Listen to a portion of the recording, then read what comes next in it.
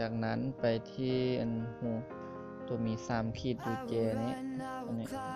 คลิกเข้าไปนี้แล้วเราเลื่อนลงไปบนแอดmissing part หรือว่ามันมีความหมายว่าเพิ่มสถานที่ที่ขาดหายไปนะ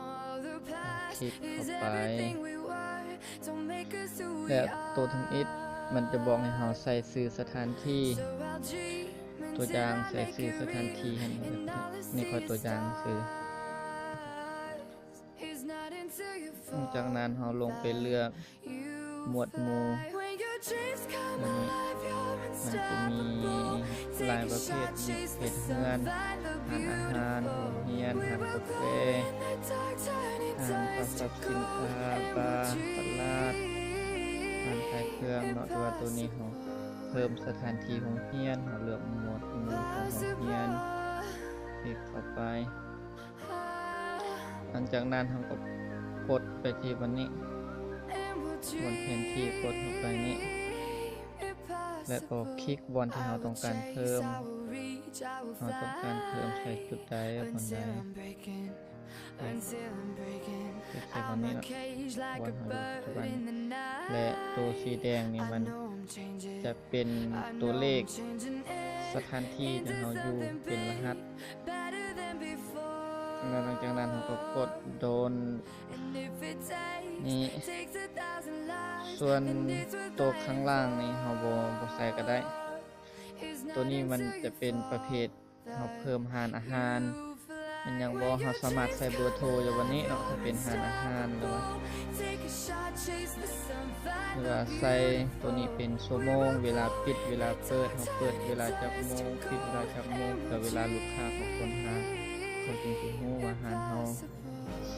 เฮ็ดเวียกก่อนจักโมงหมดจักโมงตัวนี้เป็นเว็บไซต์ของเฮาถ้าเฮามีเว็บไซต์เฮาก็copy เอาเว็บไซต์เฮา copy ใส่นี่ก็ได้แล้วตัวนี้มันเพิ่มรูปถ้าเฮามีรูปเฮาก็เพิ่มใส่ก็ได้หรือว่าบ่เพิ่มก็ได้ตัวอย่างมันจะเพิ่มรูปนึงรูปงานได้แล้วต่างรูปนึงใส่มันจะมีรูปนึงอย่างนี้อันนี้เราเพิ่มโมเมนต์อย่างบ่แต่ว่าตัวนี้ค่อยได้ตั้งไว้แล้วแต่ถ้าคนที่เข้าใหม่ๆนี่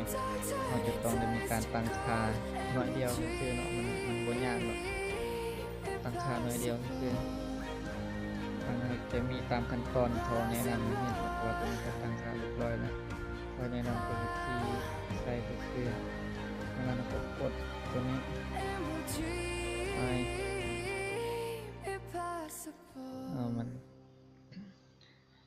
มันส่งสัญญาณมาแล้วเนี่ยก็ว่าโอเคแล้วหลังจากนั้น Google Map ก็จะส่งข้อความมาให้เราผ่านทางอีเมลว่าเรามันส่งมาแล้วมันบอกว่าขอบใจสำหรับการเพิ่มข้อมูลใน Google Map เรา